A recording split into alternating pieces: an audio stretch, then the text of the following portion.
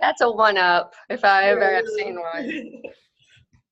I've got connections. I've got connections in high places like 4C. I don't doubt it. I don't doubt it. Diana, did Scott tell you we were being embarrassing to him because he was at the booth when we got to 4Cs, and we're all like, is that Scott Warnock? Oh my gosh.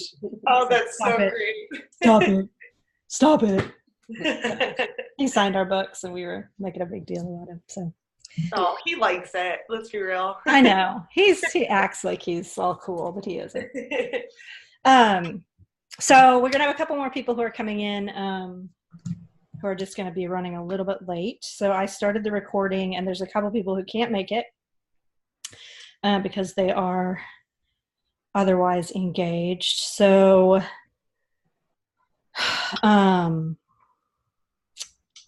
thank you for joining us, Diana. We have questions for you about the book, and I told Scott I'm glad he wasn't going to be in this session because then you could dish the dirt on him and what it was really like writing with Scott Warnock. So I'll just let you talk a little bit about yourself and how you got involved in the book project, and then we'll ask you some questions and go from there. Sure, sounds great. So I, as you guys know, had this class with Scott in January of 2012. After that class ended, he asked me to join the Writing Center at Drexel, where I worked with him for a few years. And while we were there, you know, me and other students and Scott and other faculty members would talk about online writing, especially first year programs. And we realized that, you know, we share a similar interest in that. So as we were talking in about my junior year, we came up with this idea of writing a dual narrative. So after about 2 or 3 years, lost track at this point, the writing process, which I totally underestimated, we got the finished product together. So it's kind of the long and short of it, but it was a great process. So how long did it take you? And how did you guys work together? Did he write a chunk and then you read it and responded, or did you just write separately? Yeah, so that was actually a learning curve for us.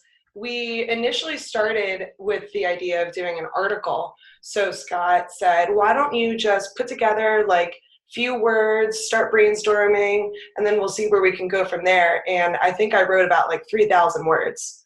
So that's when he said, oh, wow, okay, maybe we could do something more than an article. So what I did from there is kind of outline all of my experiences throughout the 10-week course to at least see the curve of the course and, you know, my own personal narrative. Scott did something similar. And then from there, we kind of just married the two narratives together to come up with an outline for the book. And then that's when we realized, okay, we can't just tell the story. We kind of have to put framework around it. And that's when we came up with the chapter themes, where we focused on, you know, basically certain themes that were coming up throughout the course to be able to focus more on that.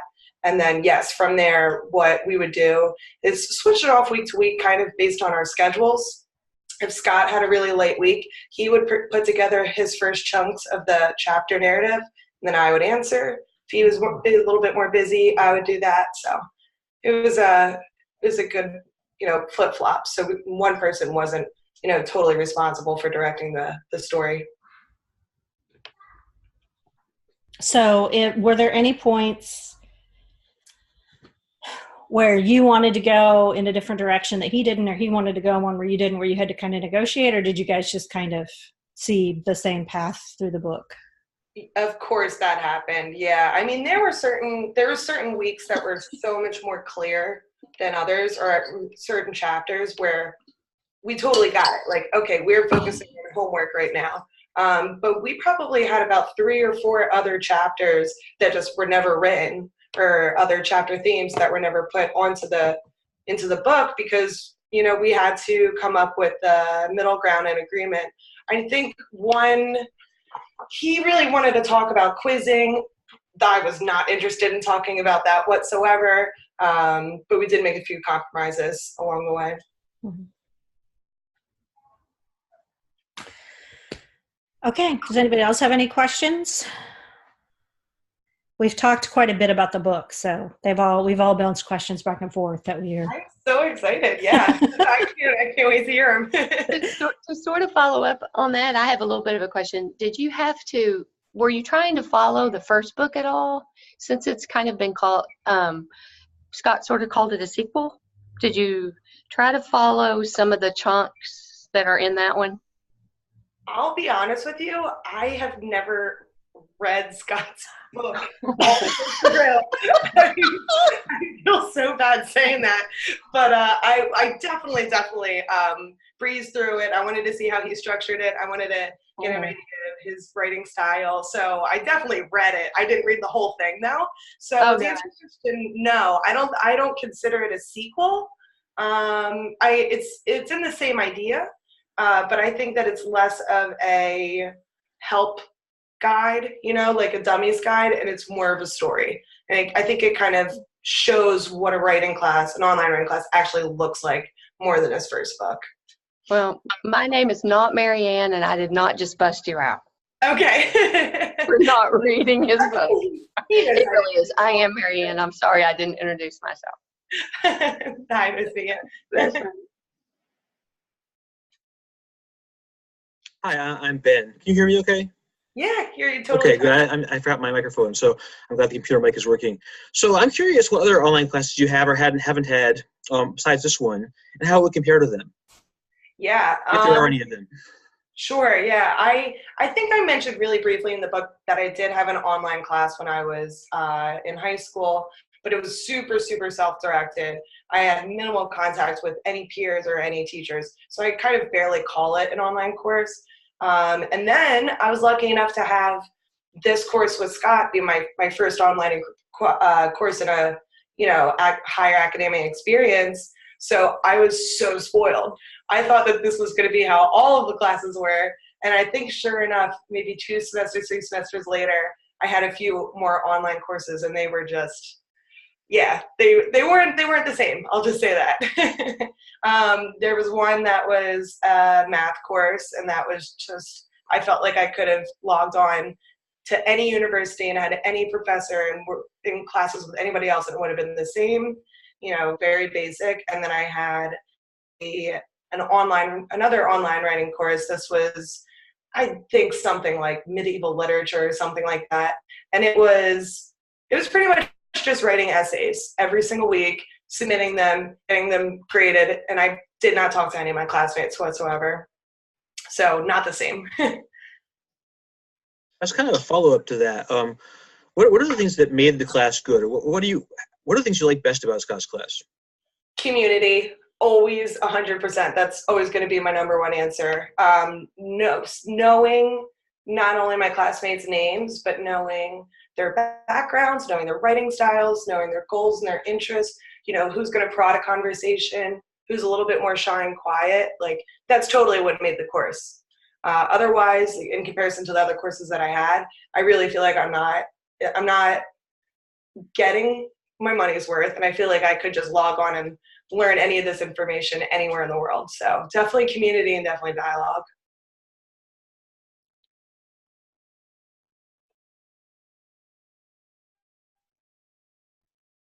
What did you guys see as some of the best aspects of the course, or the most surprising? Well, I'll just piggyback on Ben's question and your answer of community. What are the things that Scott did right in that class, or how was he successful in building community when so many other online courses are not? Oh, yeah, geez. I mean, I think you guys can tell in a lot of the discussion board posts and a lot of those like map graphics that are throughout the text as well. I'm trying to find one. Just past it. You'll see in these things that Scott is totally involved in the whole conversation. It'll say like student name Scott, student name, student. He's everywhere. And that was especially apparent in the first couple of weeks. And you'll see that his word count in the first weeks are like 200 or 150 to 200 word responses to us. So not only do we feel as students, oh, wow, he's present and he's actually reading our material. Geez, we should probably take this a little seriously. But 2, he's engaged and he actually cares about us. And he's going to be involved. So it's kind of like accountability and feeling like he cares and we're being appreciated. And then that kind of, it died down throughout the course, and he let us talk more, but he was always there to at least guide the conversation and be present. And I want to come back to something you said at the beginning. You talked about the curve of the course and the overall shape of the course. And I think, I mean, I've been teaching online for 10 years, and that's one of the hardest things to do, because you get so down into the, what are we doing this week? What are we doing this week? What are we doing this week? And to get the sense of that big picture, I mean, how do you think this course was able to do that? How did you as a student like sense the fact that, okay, there's a journey here, right? There's a story, there's an arc, there's a curve. How did that get transmitted to you in terms of the way the course was designed? Yeah, it's interesting that you even really bring that, that's a thing that happens in courses, because I think so often, especially undergrads, we just go through the motions. We get that first week, we get the syllabus, we try to complete all of the assignments, and then, oh geez, all right, we got a B-, course is done, never look back, So this was the complete opposite of that. And I didn't start the course like thinking, oh, this is going to be a journey, I can't wait to see how I grow as a student. But that kind of came out probably around like week 4 or week 5, when I found myself actually like looking forward to logging into the course and seeing what my classmates were talking about, seeing what my classmates have responded to my post. And I would look at all of my assignments for the week and actually put this off kind of to near the tail end, because I knew that that's what I was going to look forward to. So I kind of wanted to reward myself, get all the boring stuff out of the way, and then lock in a Scott's class. And then it was right where I reached like week 5 or week 6, where I noticed not only in my own writing, but in my classmates' writing, the conversations were happening so much, they were so much more natural. They were easier. We were learning how to dialogue with one another, learning how to formulate our responses more clearly. And it was kind of an aha moment where it's like, wow, we really, really made this work as a team, like all of us together, not just an individual person, or not even just Scott. So seeing the class really come together was super special. One of the things you asked us was what we liked about the class, or what struck us about the class. And I've taught a few online classes before, and what really struck me was Scott's risk-taking. He took a lot of risks there that don't always pay off. So he let students moderate. In fact, he asked you to moderate certain of the discussions. The group work project was certainly a risk in some ways as well, because you never know where that will go. And also the whole Dr. Logo Etho thing was definitely a little bit out on a limb in terms of it worked for him. I couldn't pull that off. So I guess I'm curious, from your experience in the class as a student, if these risks always paid off, if he had the good luck that they always worked out that way. Were there any major fumbles or embarrassing moments you can dish to us? Or how did you as a student respond to some of those? What made them work well for you?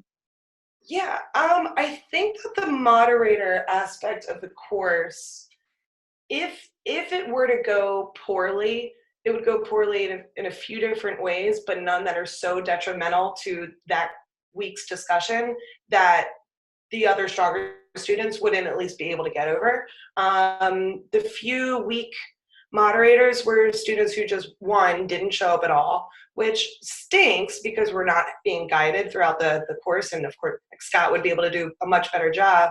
But if they didn't show up, it's not like the course is the material isn't going to happen that week, And then the other week where I had a moderator where I'm like, ugh, this isn't really great, is someone who would just pop in and kind of like put in their points, say, I really like this post, good job guys.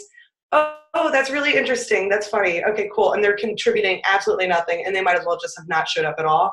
And then there's always that super strong voice in the class too, where there's a moderator who is a little antagonistic, is very involved.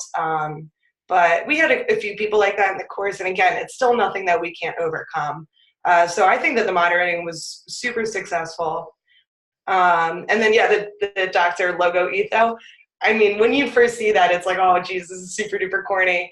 But you're right, he makes it work for himself, and it was a great way to mix up the course too. So it's not just the same routine of logging in, making a few posts and logging out. It was a different discussion. But I have another, I'm so sorry, I hope I didn't step on no anybody. Another ARC kind of question.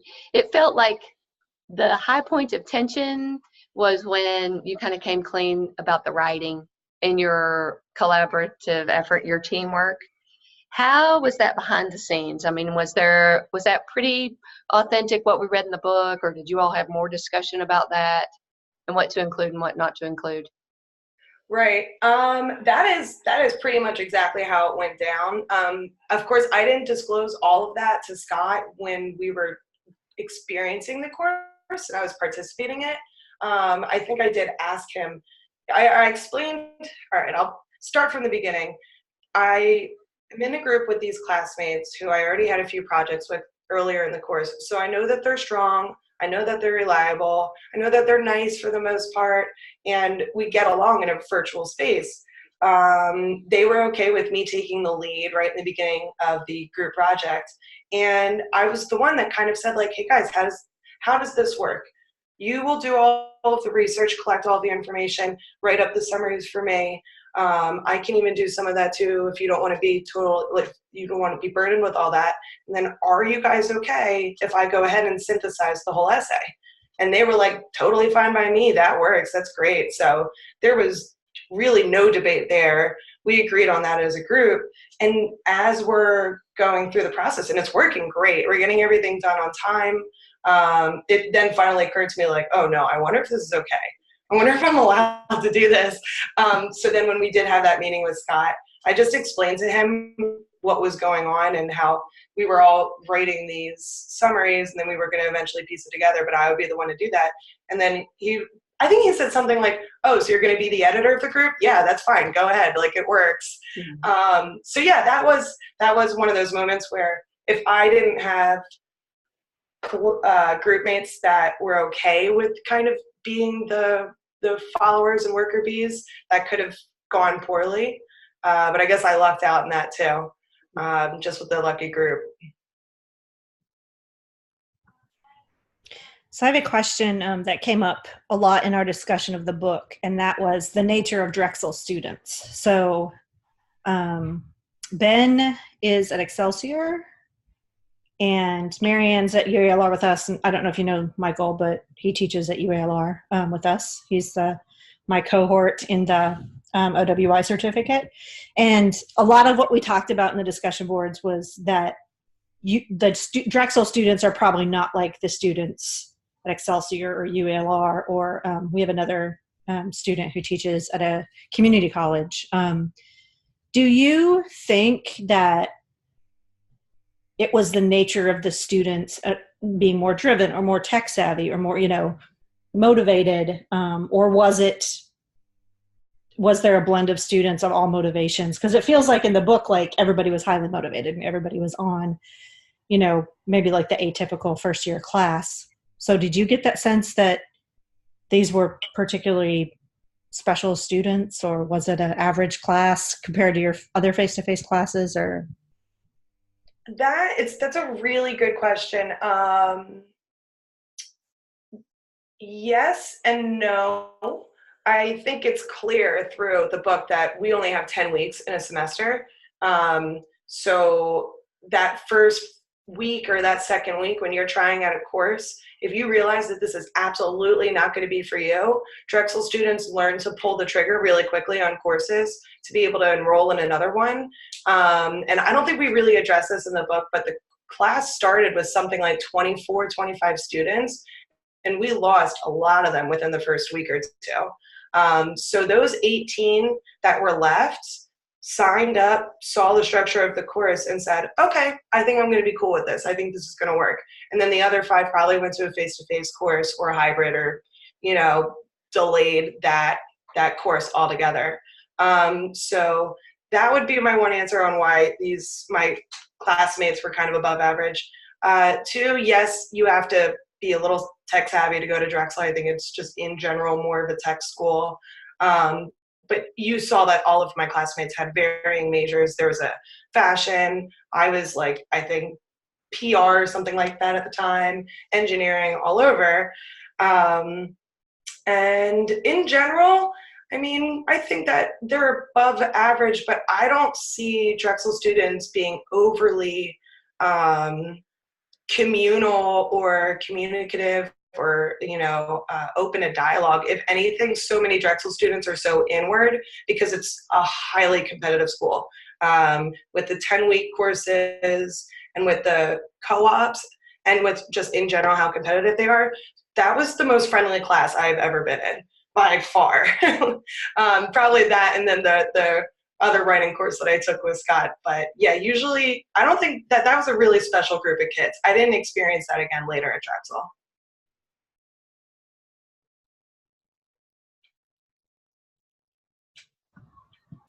I kind of have a question about that for you, Dr. Harris, because you've mentioned this has been the most communicative discussion board you've ever had, and it certainly is in my experience with online classes. So how much of it do you attribute to our textbook with Scott and Diana and the dialogue and the way they talk to each other, and it's all right there for us? Gosh, I don't know. I mean, this has been, Diana, like this section of the intro to OWI class has been, it's kind of like my Scott experience. Like I had a really bad headache one weekend and I still logged into the discussion boards because I just wanted to see what they were talking about with the blinding migraine headache. So it's just been really, it's more organic. I think part of it might be the book, and I hadn't thought about that before. And Michael's taught the OWI intro course too. So the piece that this book really helps with, and why thank you so much for writing it just for our program, was some of us are in the classroom now. Like we have people in this class right now who are teaching online right now. We have people who are teaching face-to-face right now. Ben is doing administration right now. So some of the people have a sense of what a course is, but really it helps, like you said, this is the story of what a course looks like. And here's the components that happen at different stages to form that arc of a course. And I think maybe that did help a little bit this time because we had something to talk about. We had a course to talk about. Michael's going to teach this again in the spring. So we'll be able to test and see if we have that same experience again. But that's a good idea. I hadn't thought about that. I think it's mostly the students, though, honestly. I mean, as great as the book is, I think that's the one thing. We talk a lot in our program about outcomes. What are the learning outcomes for the course? And I've started thinking about the idea of learning incomes. What do students bring to the class? And how can I help put those students, wherever they are in that learning curve themselves, put them in touch with what they bring to the class?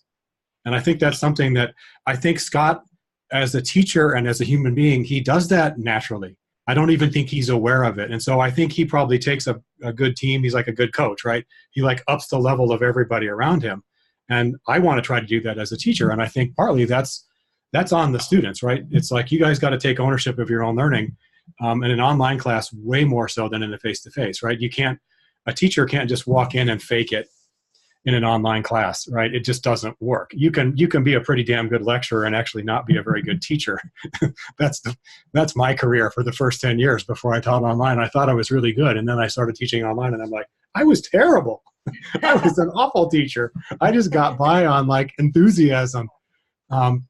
So I think that's part of what, the more I think about, the more I listen to you. And what's so wonderful about the book is that you are in it, right? I mean, Heidi and I have written articles about this now. We need to know more about our students.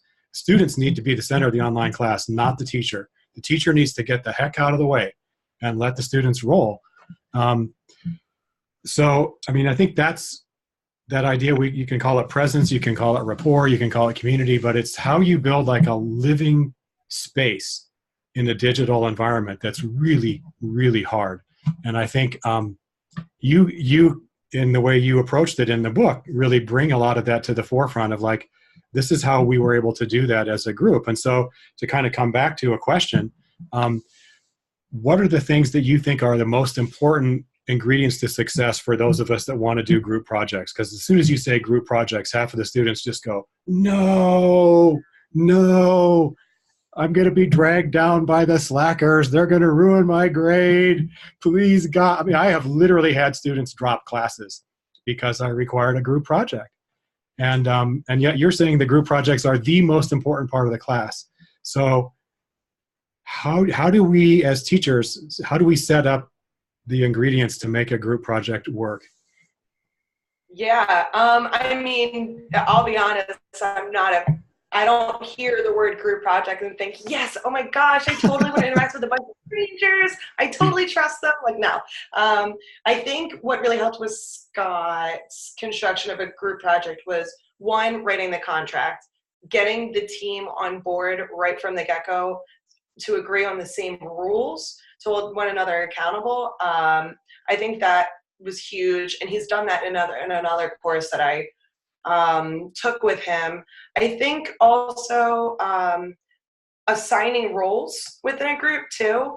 Scott didn't necessarily do this with us. I think he suggested the idea, but I've had other group projects where we've been assigned positions like editor, like data collector, all of this. And once people kind of find their roles, or at least claim their roles, they feel comfortable with having a decision in that group. They're focused, they know what they're going to do, and everybody's kind of in their little spot. So it's a lot more organized. Just throwing a group project at 5 people and saying, have at it, that makes it a lot more difficult. So those two things helped a lot. And I think also encouraging an environment where we all speak with one another and have to collaborate with one another every week, even though it's not clearly a group project, but weekly discussions kind of are. We have to rely on one another logging in and actually contributing to the course to make it work. So having almost like mini group projects every single week via discussion boards, that kind of helps too. At least set the precedent that this is, how we work with one another. If I can jump in here, I think a good phrase for that is planning for spontaneity. Spontaneity seems like it just happens, but it takes a lot of work. And as Michael pointed out, lecturing actually is comparatively easy. Right? You get in front of a class, you talk. Getting the students to talk, that's the hard part. And Scott seems very good at that, so I was impressed by that. Yeah, definitely. It was interesting. Someone was saying earlier that, teachers, they can be a really good lecturer, but they're not a good teacher. I think the same goes for students. Some kids could be really, really good learners, but not good students. And I think that was what was exceptional about this course as well, that I took with Scott, where a lot of my peers were really great at being a student. They engaged, they wanted to do the work on time. So I think that students are very responsible for making a successful course. It's kind of like the banking concept of education, where teachers aren't supposed to just put the knowledge into the kid's head or the student's heads. I don't think the students should just sit there and say like, all right, just teach me, I'm going to learn, I'm going to get it all. They need to engage as well. So that's why I also like the student presence in the book. And I would like for some of my peers to read this, to say like, oh wow, this is actually the work and the kind of work and the amount of dedication you need to put into a course to make it enjoyable. But I don't think any of my peers will ever read the book, so. There seemed to be a lot of discussion about topic threads. You know how Scott talked about that, and then when the moderators there was like, oh, so-and-so did a great job of posting a thread that really encouraged a lot of discussion. So was there ever a time when you thought, oh gosh, that's just really not good, and you kind of had to jump in there? Did you feel like you sort of had to save the ship a little? Yeah, that's a really good question. There were times when you would log into the boards, and if it had been later in the week, you'll see that discussion post A already has like 15 responses. So then I would try to be nice and also not create boring work for myself and avoid that post, but then check out the one that only has 2 responses. And then you would go and read that post and you're like, oh, now I know why this only had 2 responses. Like there's really nothing to say, or they're just on a totally different planet. So it's hard. It's like I didn't want to ever force myself to respond to a post like that, to create something that can't really be there. But at the same time too, making sure to create an umbrella of conversation and not just one. I think that Scott was really great at doing that. I don't know how the students naturally did it. I don't really think I have an answer for you. Yeah, I just wondered. Yeah. Yeah, because you want to be nice. You don't want to feel people left out. But at the same time, too, I don't want to make them feel like they created work that, warranted a response. Mm-hmm. One of our debates. Oh, sorry. Go ahead, Ben. One of our debates in the class discussion boards has been how the book would have been different if a different student had written it. And I think it's fair to say you were a fairly overachieving or high achieving student. And so we had this debate about whether a student who was much less engaged would have written a book at all. First of all, I think probably not. Maybe I'm wrong. But how do you think it might have been different if a different student had written it? Yeah, that's a great question. This is why at one point while writing the book, Scott and I would constantly have this like self-deprecating, oh my gosh, who wants to hear from me? Like no one's going to like the book because it's only one student. And he was like, push me along. But I've always thought too, this is why we need to have student voices so much more present in educational materials, or just in the teaching process in general. If it was another student, who knows how it would have come out. But I think that it needs to happen more often. And we had a conversation that kind of derailed our writing process at one point on student evaluations, and how a totally different system needs to come in place, because what will happen is if students like the course, they go 5 out of 5, 5 out of 5, no response. That's the end of the conversation. And then if the students really, really didn't like the course, it's just straight zeros. And then they just write something really mean at the bottom and then try to forget that the course ever happened. So if there was a different student eval process, I think that we wouldn't be asking this question so often of like, oh, I wonder what the student would say about a course if it was just a different student. I think that we should be asking them more often, especially throughout the pace of the course. So do you have a different idea instead of 1 to 5 and marking a spot? We started talking about it. We started the idea of doing check-ins throughout the course. So because ours is on a 10-week structure, a check-in at 3, 6, 9, and then a final eval would kind of help the instructor reshape the course if there's anything going on. Like, let's say in this course that I took with Scott, every single student wasn't engaging at all, and they felt like they didn't have a community. If they could check in and say something like that around week 3 or week 6, Scott can really try to work and maybe engage a little bit more, give them different prompts, give them, maybe pull the group project. So something like that. And then especially with the evals at the very end of the course, I know that it's hard just numbers wise in a university of upwards 10,000 students to ask them to create these long prose or help write a book. That's impossible. But maybe almost polling the more verbal students and pulling them into the office and saying, hey, nothing is wrong at all if you don't mind sharing your thoughts on the course, even if it's just informal. But gauging the students a little bit more often, I think, would be really useful. I think that's great advice for new teachers, especially for all of us, but especially those who are new to teaching online or teaching in any format, because you can get so far off track and not realize if you aren't looking for the signs. I've certainly been there myself.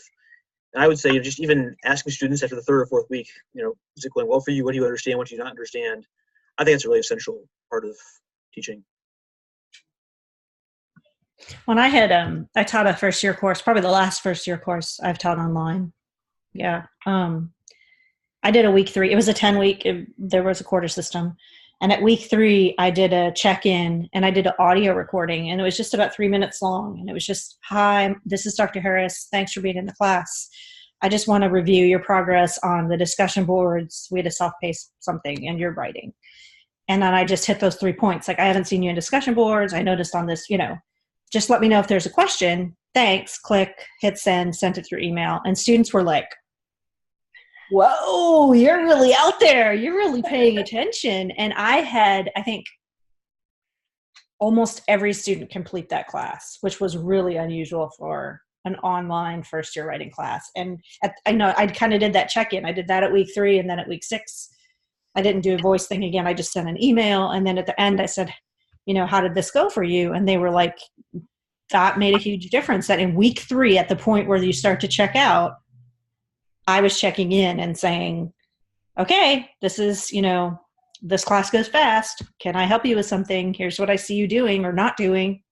So I think that was, I haven't done an audio recording again because I mostly teach upper level now, but if I teach first year again online, I will absolutely do that again.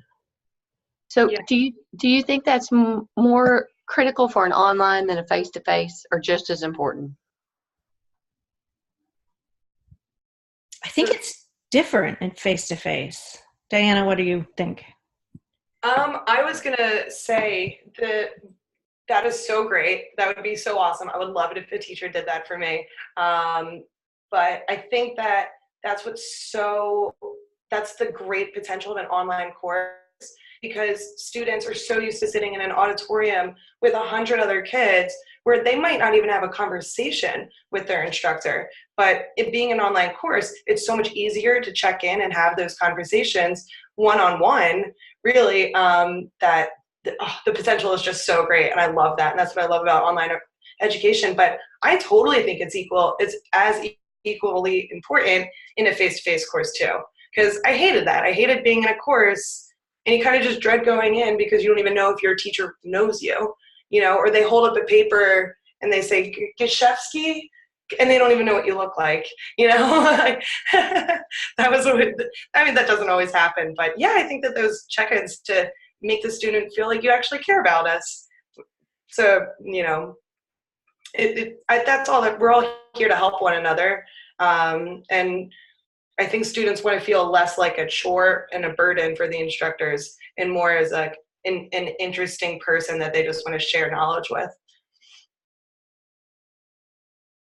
It's interesting you mentioned that, because we had a debate in our class as well about whether online classes are more intimate in some ways than face-to-face classes are. If you're in a lecture hall, fellow students are also strangers, but online with discussion boards, you can't really avoid interacting with them a little bit. Is that your experience too? Yeah. Definitely. I mean, I think that the internet kind of already being this space for I never can say this, whatever, not known people, and like having everyone be a stranger. When you log into an online course, I guess we're just used to that already, being on the internet, and people's little names will pop up, and they might as well just be made up usernames, but I think we're more comfortable with that. And then when you try to put students in a tight, sweaty room when it's 89 degrees in Philadelphia and you're all strangers, it's a lot harder to, I guess, have those like free conversations, because you have to look at them. You're gauging their body language, and maybe this person makes you intimidated, this person doesn't. So absolutely, I think that online courses can be a lot more intimate. I definitely think so. I think that's a cool question, and I'm glad to hear that answer. I mean, I live in Colorado. I'm sitting in Boulder, Colorado, and I teach in the state of Arkansas. Heidi's jealous. And so I tell my friends sometimes, they're like, wait, you teach where? The University of Arkansas? I'm like, yeah. And they're like, how is that even? But they don't, most of my friends are my age. We have college age. My friends, I don't have kids, but my friends have college age kids, and they hear nothing but bad publicity about online courses. Universally. I have yet to run into a friend who says, my son took an online course and it was great. He always says, my son took an online course and he quit college. They're universally so awful, because most people use Blackboard. Were you guys are a Blackboard school, or you had your own platform? We were Blackboard at the time. We really tried to not write that in the book. And I don't know if Scott fessed up and told you guys that we were Blackboard or if I'm No. even allowed to say that. But I think that they're actually making a change now, and I don't think they're Blackboard anymore. But it's not necessarily, I mean, Blackboard's bad enough, but the problem is more the teachers use it like a filing cabinet. And they post a bunch of PDFs and they're like, here's the reading for week 2, and here's this response. And it's totally the banking model, and it's totally detached from this intimacy and community thing. And so when I tell my friends, I sometimes say, I don't know what my students look like. You guys I know, because we've done video stuff. But I say I couldn't pick them out of a lineup, but I know the names of their children. So you do have a much deeper sense of intimacy. I mean, I'm sitting downstairs cooking chili, having email conversations on my phone with students about their projects. So I feel a much deeper sense of connection with them, even though it isn't face-to-face. And I think sometimes that blows people's minds. How is that possible? What, it's a website? Your class is a website? I mean, kinda. So what do you think, I mean, one of the things, what are different ways that teachers can create intimacy besides just having good writing assignments and stuff? Do you like video stuff or synchronous chat or media or audio stuff? I mean, are those other things you wish your teachers would do more of? Yeah, I think you all know that we didn't have anything like this in the course that I took with Scott. We would have synchronous video chats, but all of the students' faces they weren't there. We were in the chat, and then it was just Scott on the video, which was super cool. I love seeing that. But I'm certainly not opposed to this. I think that something like this could have worked in the course. It just didn't happen. I think that it's harder to do in undergrad, especially first year, when everyone's schedules are so crazy and half of the students are trying to, join clubs and the other half are maxing out their credits. And then some others are already trying to figure out where they're going to drink for the night. So something like this wouldn't really work well, I think, in a first year course. Definitely in once you get higher along the way, I think it would be better. But yeah, oh my gosh, I took a course 2 years after Scott's where it was a tenured professor. I think he was a department head, and it was a course on 20th American literature, something like 20th century. I logged into the course.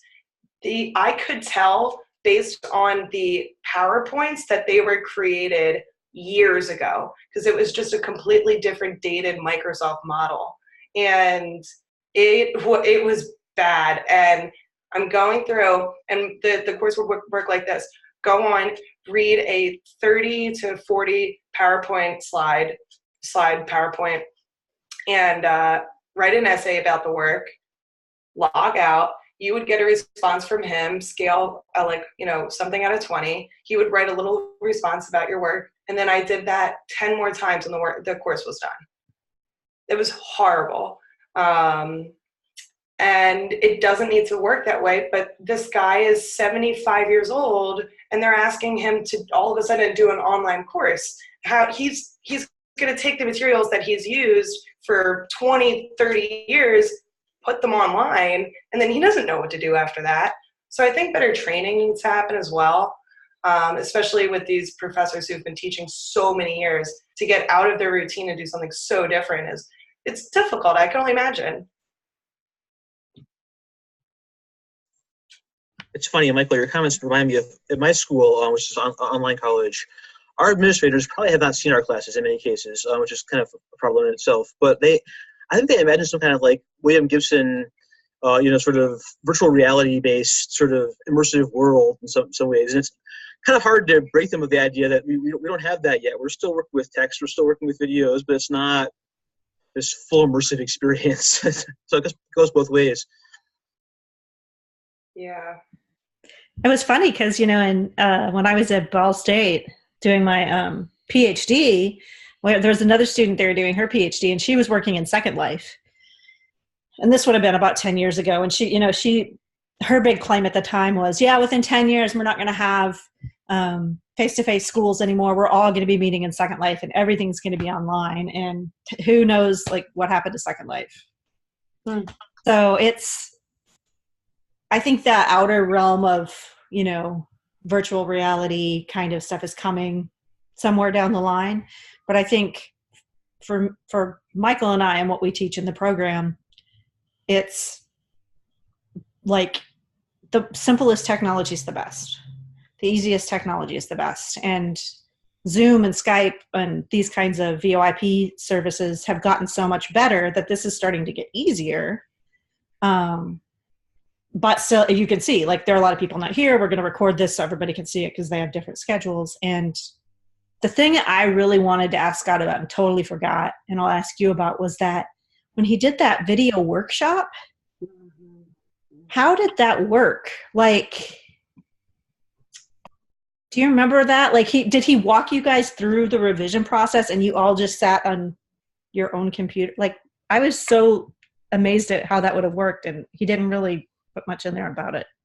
Yeah, I do remember that. I thought that was really cool. The only thing that really bummed me out was that it wasn't a required assignment for the week, or it was very, very, very low, like very, very low risk graded, and no one showed up. I think it was me and 4 other kids. So that was a huge bummer, because it's a workshop. Like, you're there to work together and learn together and ask questions. So that was the only downside of that. But the way it worked was essentially, it's just like if you were to call IT, we're all sitting on our screens, and Scott has his own paper that he's written, and we have a little chat box off to the side, and we're just sitting back and watching his cursor go through, hear his voice, hear him talking through his paper, scrolling through, highlighting, crossing out, and then showing us his revision process that we're just watching the computer, which was so cool. And then he tasked us with doing the same for our own papers, and then we all logged out and then, worked on our own personal time, and then submitted our then finished product, our revised product. So that's the way that worked. Was that my favorite part of the course? I don't really think so, and I also don't really think it was necessary, which lends to your argument where simpler is sometimes better. At the end of the day, I feel like I just had a bunch of pen pals in the course, and sometimes we were talking about, easygoing classroom stuff. Other times we were really helping one another. Other times we were engaging in debate, and then we would all break aside, work on our individual our projects, sometimes share them with one another. But really, it was the pen pal aspect of it that was best, and that's so easy to accomplish as a teacher. Really, I think if you're under the age of 70, you don't really have an excuse to not create a space like that for your students online.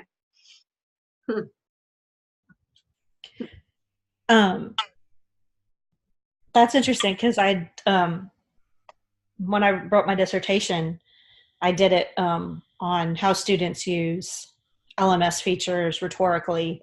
And part of what I asked them to do, if they were willing, was to come in and have a conference with me. And this is early Camtasia days.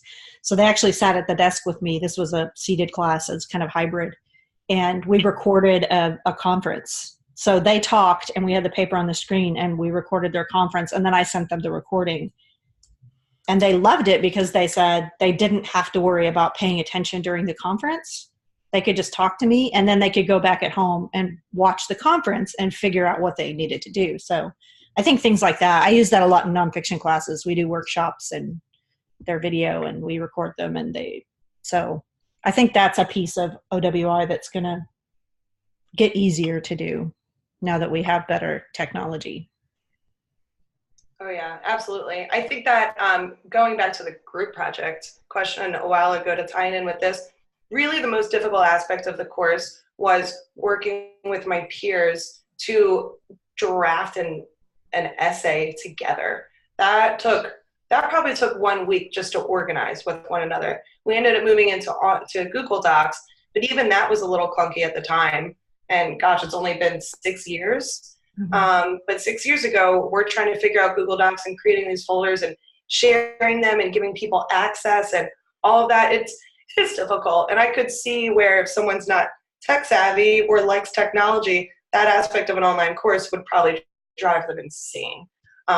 So it's kind of like this relationship with technology that we have, where it's like, all right, how useful can it be? If it's too useful, if it's not, It's really difficult. So I do think that one criticism of Scott's course would be for him to guide the students a little better in the group project, co-drafting an essay in an asynchronous environment. Would be really helpful. We were able to figure it out as a group, but I know that some other students struggle trying to stay on, Blackboard or emailing or, something all together. That could have helped a lot.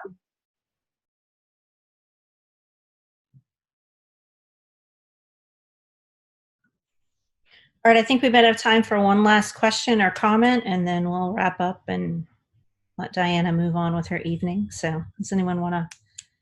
I'm trying to think of things that we might have needed to cover that we didn't. I have a hard question to ask. What was the most important thing you learned about writing? Oh gosh. I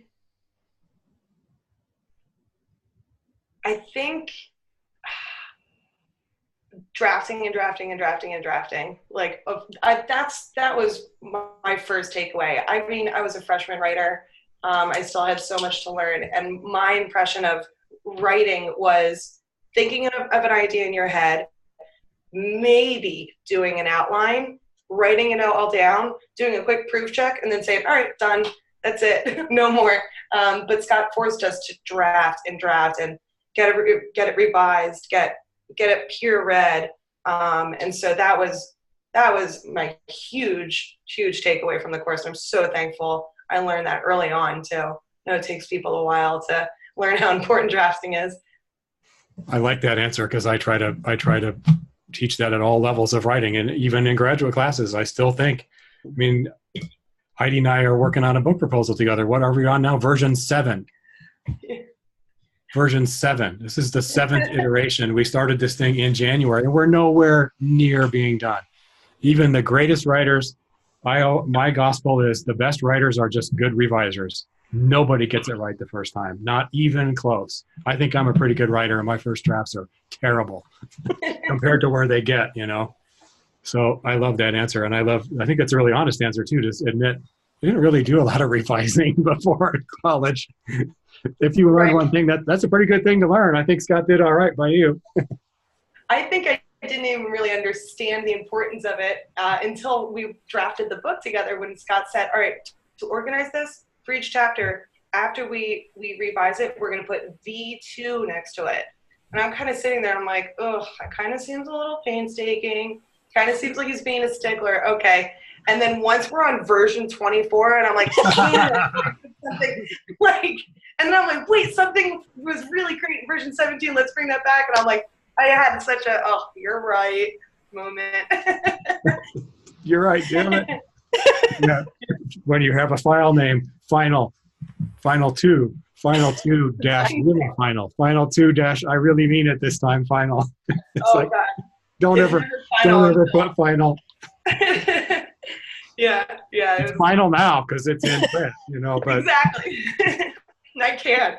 I know Scott would try to change it as much as possible, but this forces him to stop. All right. Any last thoughts or questions or? Well, I don't know this, but Diana, what are you doing now? I know everybody else probably knows, but I know you've graduated. So what are you doing now? I have.